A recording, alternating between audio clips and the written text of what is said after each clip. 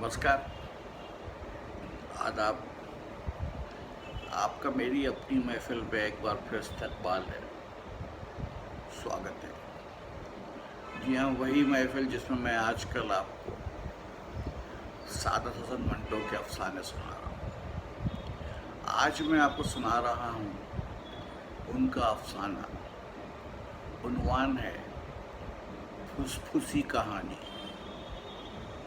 आइए सुनाता हूँ फुसफुसी कहानी। सख्त सर्दी थी, रात के 10 बजे थे। शालामार बाग से वो सड़क जो उधर लाहौर को आती है सुनसान और तारीख थी। बादल घिरे हुए थे और हवा तेज चल रही थी। गिरदो पेश की हर चीज़ ठिठरी हुई थी। सड़क के दो रवैया पस्त मकान और दरख्त धुंधली धुंधली रोशनी में टुकड़े टुकड़े दिखाई दे रहे थे। बिजली के खंभे एक दूसरे से दूर दूर हटे, रूठे और उकताए हुए से मालूम होते थे। सारी फिज़ा में बदमज़गी की कैफियत थी। एक सिर्फ हवा तेज़ थी जो अपनी मौजूदगी मनवाने की बेकार कोशिश में मसरूफ़ थी। जब दो साइकिल सवार नमूदार हुए और हवा के तेज़ोतुन झुनके उनके कानों से टकराए तो उन्होंने अपने अपने ओवरकोट का कॉलर ऊंचा कर लिया। दोनों खामोश थे। मुखालिफ हवा के बायस उन्हें पैडल चलाने में काफ़ी ज़ोर सर्फ करना पड़ रहा था, मगर वो इसके एहसास से गाफिल एक दूसरे का साया बने शालामार बाग की तरफ बढ़ रहे थे। अगर कोई उन्हें दूर से देखता तो उसे ऐसा मालूम होता कि सड़क जो लोहे की जंग आलूद चादर की तरह फैली हुई थी उनकी साइकिलों के साकित पहियों के नीचे हौले हौले खिसक रही थी। बहुत देर तक दोनों सुनसान फासला खामोशी में तय करते रहे। आखिर उनमें से एक साइकिल से उतरकर अपने सर्द हाथ को मुंह की भाप से गर्म करने लगा। अरे सख्त सर्दी है। उसके साथी ने ब्रेक लगाई और हंसने लगा। भाईजान, वो इसकी कहाँ गई? जानू मैं आज सारी शाम गारत हुई, वहाँ वो भी हुई। दोनों भाई थे, मगर ऐसे भाई जो चारों ऐब शरई इकट्ठे मिलजुल के करते थे। दोनों ने सुबह ये प्रोग्राम बना लिया था कि दफ्तर से फारिग होकर रिश्वत के उस रुपए का जो उन्हें 2 बजे करीब मिलना था जायज़ इस्तेमाल सोचेंगे। रुपया उन्हें 2 बजे से पहले ही मिल गया था, इसलिए कि रिश्वत देने वाला बहुत बेकरार था। बड़े भाई ने रुपया जेब में रखने से पहले तमाम नोट अच्छी तरह देखकर अपना इत्मीनान कर लिया कि वो निशान ज़्यादा नहीं है। रकम ज़्यादा नहीं थी, 201 रुपये थे। उन्होंने 200 तलब किए थे, मगर एक का इजाफा रिश्वत देने वाले ने शगुन के लिए किया था, जो बड़े भाई ने अपने छोटे भाई से मशवरा करके एक अंधे भिखारी को दे दिया था। अब वो दोनों हीरा मंडी की तरफ जा रहे थे। छोटे भाई की जेब में स्कॉच की बोतल थी, बड़े की जेब में 35 के 2 डिब्बे। आमतौर पर दोनों गोल्ड फ्लैग पीते थे, मगर जब रिश्वत मिलती तो ऐसा ब्रांड पीते थे जिसके दाम ज़्यादा हों। हीरा मंडी में दाखिल हुआ ही चाहते थे कि बादशाही मस्जिद से अजान की आवाज़ आई। बड़े ने छोटे से कहा, चलो यार नमाज पढ़ लें। छोटे ने अपनी फूली हुई जेब की तरफ देखा। इसका क्या करे भाईजान? बड़े ने थोड़ी देर सोचा और कहा, इसका इंतज़ाम कर लेते हैं। अपना यार बट जो है, बट पान फरोश की दुकान करीबी थी। छोटे ने महीन कागज़ में लिपटी हुई बोतल उसके हवाले की। बड़े ने अपनी और अपने भाई की साइकिल दुकान के थड़े के साथ टिकाई और बट से कहा, हम अभी आए नमाज पढ़ के। बट ने कहा लगाया, 2 निफल शुक्राने के भी। दोनों भाइयों ने बादशाही मस्जिद में जब नमाज अदा की और 2 निफल शुक्राने के भी पढ़े। वापस आए तो क्या देखते हैं कि बट की दुकान बंद है। साथ वाले दुकानदार से पूछा तो उसने कहा नमाज पढ़ने गया है। दोनों भाइयों को सख्त ताज्जुब हुआ। नमाज? दुकानदार ने मुस्कुराते हुए कहा, साल 6 माही में कभी कभी पढ़ लिया करता है। दोनों बहुत देर तक बट की वापसी का इंतज़ार करते रहे। जब वो ना आया तो बड़े ने छोटे से कहा, जाओ यार, एक बोतल और ले आओ। मैंने तो खामखा उस हरामजादे बट पर एतबार किया। छोटे ने रुपए लिए और बड़े से कहा, जेब ही में पड़ी रहती तो क्या हर्ज था। छोड़ो यार, हटाओ इस किस्से को। मुझे बोतल जाने का अफसोस नहीं, कहीं गिरकर भी टूट सकती थी। अफसोस है तो इस बात का कि बड़ी बेदर्दी से पी रहा होगा कमबख्त। छोटे ने पेडल पर पाँव रखा और पूछा, आप यहीं होंगे? बड़े ने उगताए हुए लहजे में जवाब दिया, हाँ भाई, यहीं खड़ा रहूँगा। शायद बहक कर इधर आ निकले, लेकिन तुम जल्दी आ जाना। छोटा जल्दी वापस आ गया, मगर उसका चेहरा लटका हुआ था। उसके साथ एक और आदमी था जो कैरियर पे बैठा हुआ था। बड़ा ताड़ा गया कि ज़रूर कोई गड़बड़ है, लेकिन उसे ज़्यादा देर तक जहनी कश्मकश में मुब्तला ना रहना पड़ा, क्योंकि छोटे ने साइकिल से उतरते ही उसको सारा वाक़या सुना दिया। शराब की दुकान से दूसरी बोतल लेकर जो ही वो बाहर निकला तो बारिश हो चुकी थी। उसे जल्द वापस पहुंचना था। अफरा तफरी में उसे साइकिल पर सवार होने की कोशिश की, मगर वो ऐसी फिसली के संभाले ना संभली। सड़क पर औंधे मुंह गिरा और दूसरी बोतल भी जहन्नुम में चली गई। छोटे ने सारी दास्तान तफसील के साथ सुनाकर अल्लाह का शुक्र अदा किया। मैं बच गया भाईजान। बोतल का कोई टुकड़ा अगर कपड़े चीर कर गोश्त तक पहुंच जाता तो इस वक्त किसी अस्पताल में पड़ा होता। बड़े ने अल्लाह का शुक्र अदा करना मुनासिब न समझा। शराब की दुकान से जो आदमी उसके भाई के साथ आया था, उसको तीसरी बोतल के पैसे देकर उसने बट पान फरोश की बंद दुकान की तरफ देखा और दिल ही दिल में एक बहुत हौलनाक किस्म की गाली देकर उसकी दुकान को भस्म कर डाला। दोनों को मालूम था कि उन्हें कहाँ जाना है। चौक के उस तरफ नान कबाब वाले के ऊपर जो बाला खाना था, उसी में दोनों भाइयों की बालाई आदमी का जायज़ निकास होता था। लौंडिया कम गो थी, खाने पीने वाली थी, आदत व अतवार के लिहाज से तवाइफ कम और तर्क ज़्यादा थी। इसीलिए उनको पसंद थी कि वो खुद भी क्लर्क थे। जब दोनों खूब पी जाते तो दफ्तरी गुफ्तगू शुरू कर देते। हेड क्लर्क कैसा है, साहब कैसा है, उसकी घरवाली की तबीयत कैसी है। घंटों अपने अपने मातहतों और अपने अफसरों के माजी के हाल पर तबसरा करते रहते और बड़े इनामाक से वो सुनती रहती। बहुत कंसुरी थी, मगर दोनों भाई उसका गाना यही सुनकर यूँ झूमते थे जैसे वो उनके कानों में शहद टपका रही है। लेकिन आज जब वो गाने लगी तो उनको पहली मरतबा महसूस हुआ कि सुर में है ना ताल में।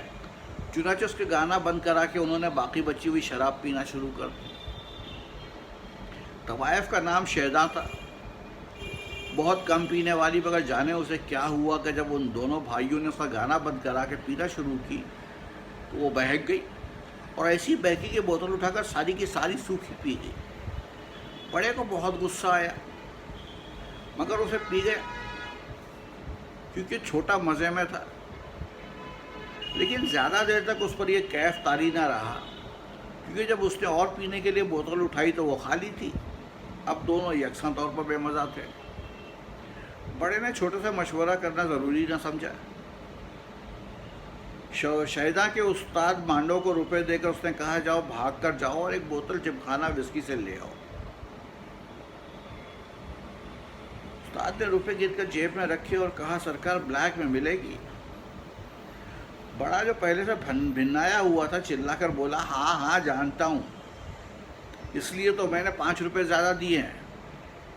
जिमखाना आई, 2 दौर चले तो बड़े ने महसूस किया कि पानी मिली है। इम्तिहान लेने की खातिर उसे थोड़ी सी रिकाबी में डाली और उसको दिया सलाई दिखाई। एक लहजे के लिए नीम जान नीलबू सा धुआं उठा और दिया सलाई शू करके रिकाबी में बुझ गई।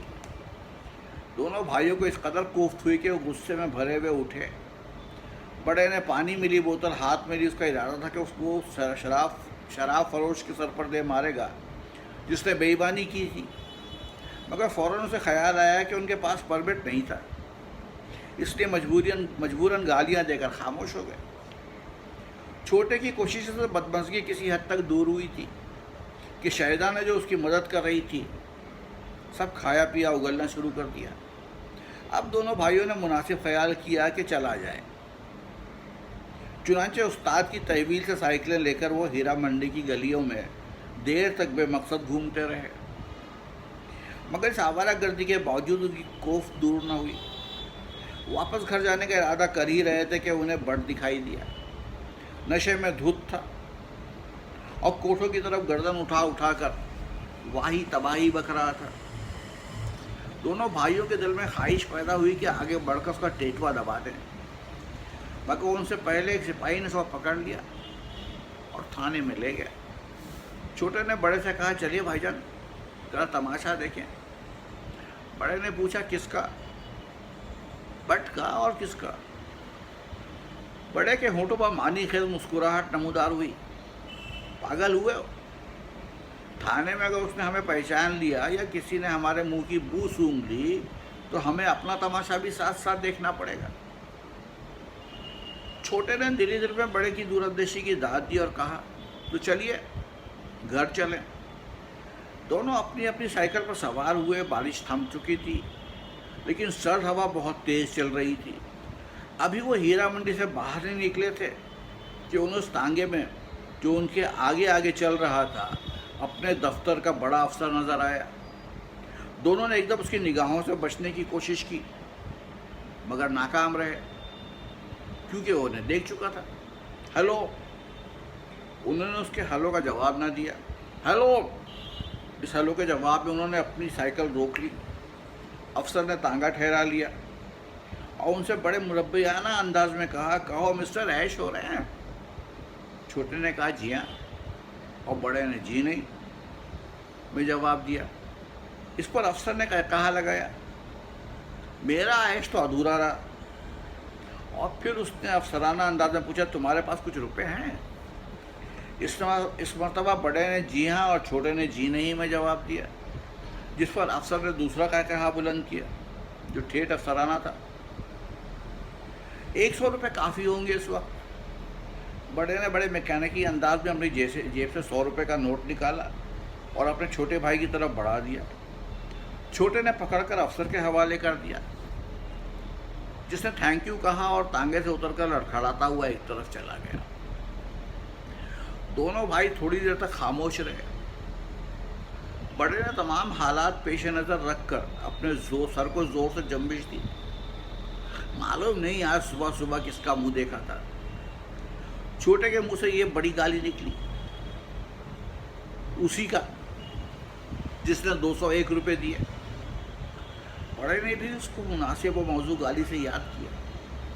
ٹھیک کہتے ہو، لیکن میں سمجھتا ہوں سارا قصور اس فالتو روپے کا ہے جو اس نے اپنی ماں کی رواں سے شگن کے طور پر دیا تھا، اس نماز کا بھی جو ہم نے پڑھی اور اس حرامی بٹ کا بھی۔ میں تو شکر کرتا ہوں کہ پولیس نے اس کو پکڑ لیا، ورنہ میں نے آج اس کو ضرور خون کر دیا ہوتا اور لینے کے دینے پڑ جاتے۔ لینے کے دینے تو پڑ ہی گئے، خدا معلوم یہ ہمارا افسر کہاں سے آن ٹپکا۔ لیکن میں سمجھتا ہوں اچھا ہی ہوا، 100 روپے میں سادہ کانا تو ہو گیا، یہ تو ٹھیک ہے، لیکن آج کی شام بہت بری طرح غارت ہوئی۔ چلو چلیں، ایسا نہ ہو کوئی اور آفت آ جائے۔ دونوں پھر اپنی اپنی سائیکل پر سوار ہوئے اور ہیرا منڈی سے نکل رہے۔ بڑے نے دفتر سے نکلتے ہی یہ منصوبہ بنایا تھا کہ اسکاچ کے 2-3 دور ہونے کے بعد وہ شاہدہ سے کہے گا کہ وہ اپنی چھوٹی بہن کو بلا لائے۔ اس کی وہ بہت تعریفیں کیا کرتی تھی، کم عمر اور الہڑ تھی۔ اپنی زندگی کا بیشتر حصہ اس نے گاؤں کی صحت مند فضا میں گزارا تھا، اور دھندا شروع کیے اسے بمشکل چند مہینے ہوئے تھے۔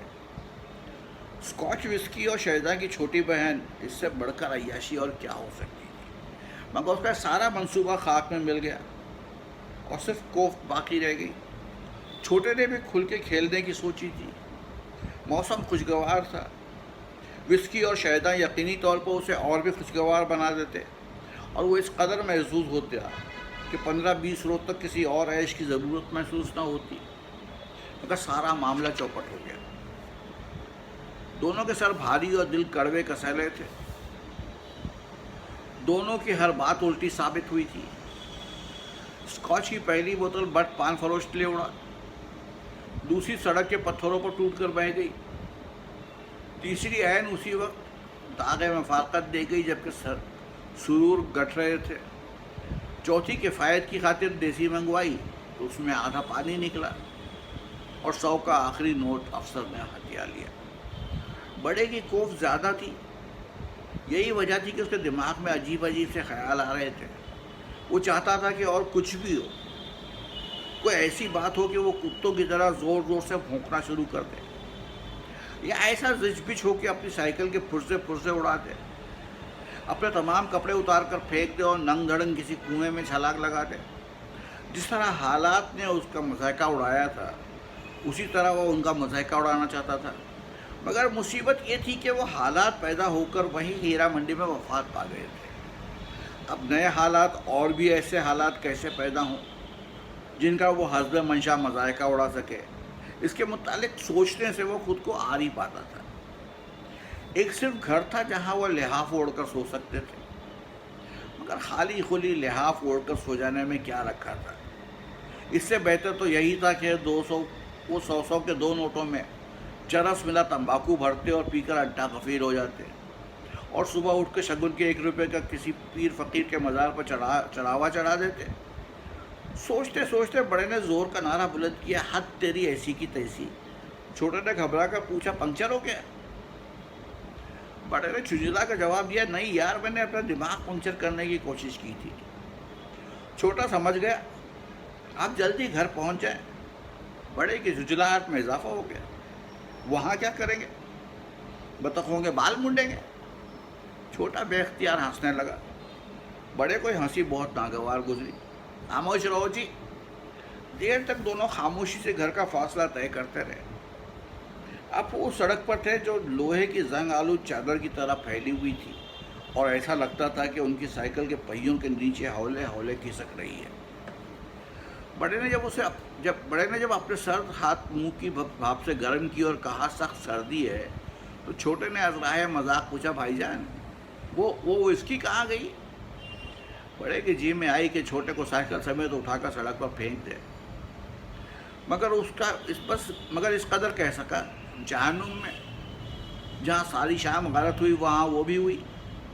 یہ کہہ کر وہ بجلی کے کھمبے کے ساتھ کھڑا ہو کر پیشاب کرنے لگا. اتنے میں چھوٹے نے آواز دی، بھائی جان وہ دیکھیے کون آ رہا ہے. بڑے نے مڑ کر دیکھا، ایک لڑکی تھی جو سردی میں ٹھٹھرتی کانپتی قدموں سے راستہ ٹٹولتی ان کی جانب آ رہی تھی. جب پاس پہنچی تو اس نے دیکھا کہ اندھی ہے. آنکھیں کھلی تھی مگر اس کو سجھائی نہیں دیتا تھا کیونکہ کھمبے کے ساتھ وہ ٹکراتے ٹکراتے بچی. بڑے نے غور سے اس کی طرف دیکھا. جوان تھی، عمر یہی 16-17 برس کے قریب. پھٹے پرانے کپڑوں میں بھی اس کا سڈول بدن جاذب توجہ تھا. چھوٹے نے اس سے پوچھا، کہاں جا رہی ہے تو؟ اندھی نے ٹھٹرے ہوئے لہجے میں جواب دیا، راستہ بھول گئی ہوں، گھر سے آگ لینے کے لیے نکلی تھی. بڑے نے پوچھا، تیرا گھر کہاں ہے؟ اندھی بولی، پتہ نہیں، کہیں پیچھے رہ گیا ہے. بڑے نے اس کا ہاتھ پکڑا، چل میرے ساتھ، اور وہ اسے سڑک کے اس پار لے گیا جہاں اینٹوں کا پرانا بھٹا تھا جو ویرانے کی شکل میں بکھرا ہوا تھا.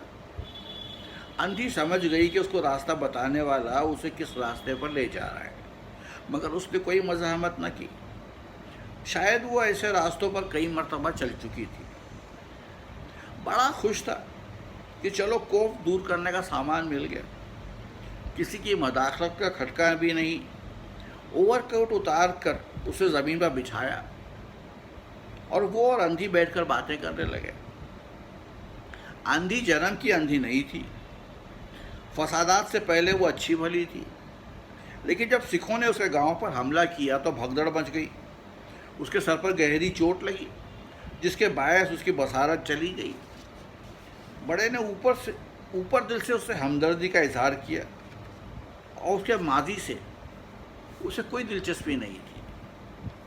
2 روپے جیب سے نکال کر اس نے اس کی ہتھیلی پر رکھے اور کہا، کبھی کبھی ملتی رہا کرنا، میں تمہیں کپڑے بھی بنوا دوں گا۔ اندھی بہت خوش ہوئی۔ بڑے نے جب اس کو اپنی روشن آنکھوں اور پھرتیلے ہاتھوں سے اچھی طرح ٹٹولا تو وہ بھی خوش ہوا۔ اس کی کوفت کافی حد تک دور ہو گئی، لیکن ایک دم اسے اپنے چھوٹے بھائی کی پیچی ہوئی آواز سنائی دی، بھائی جان، بھائی جان۔ بڑے نے پوچھا کیا ہے؟ چھوٹا سامنے آیا، بڑے خوفزدہ لہجے میں اس نے کہا 2 سپاہی آ رہے ہیں۔ بڑے نے ہوش و حواس قائم رکھتے ہوئے اپنا اوور کوٹ کھینچا جس پر اندھی بیٹھی ہوئی تھی۔ جھٹکے سے وہ اس خندق میں گر پڑی جس میں سے پکی ہوئی اینٹیں نکال دی گئی تھی۔ گرتے وقت اس کے منہ سے بلند چیخ نکلی، مگر دونوں بھائی وہاں سے غائب ہو چکے تھے۔ چیخ سن کر سپاہی آئے تو انہوں نے بے ہوش اندھی کو خندق سے باہر نکالا۔ اس کے سر سے خون بہہ رہا تھا۔ تھوڑی دیر کے بعد وہ ہوش آیا تو اس نے سپاہیوں کو یوں دیکھنا شروع کیا جیسے وہ بھوت ہیں۔ پھر ایک دم دیوانہ وار چلانے لگی، میں دیکھ سکتی ہوں، میں دیکھ سکتی ہوں، میری نظر واپس آ گئی ہے۔ یہ کہہ کر وہ بھاگ گئی۔ اس کے ہاتھ سے جو 2 روپے گرے وہ سپاہیوں نے اٹھا لیے۔ یہ تھی آج کی کہانی۔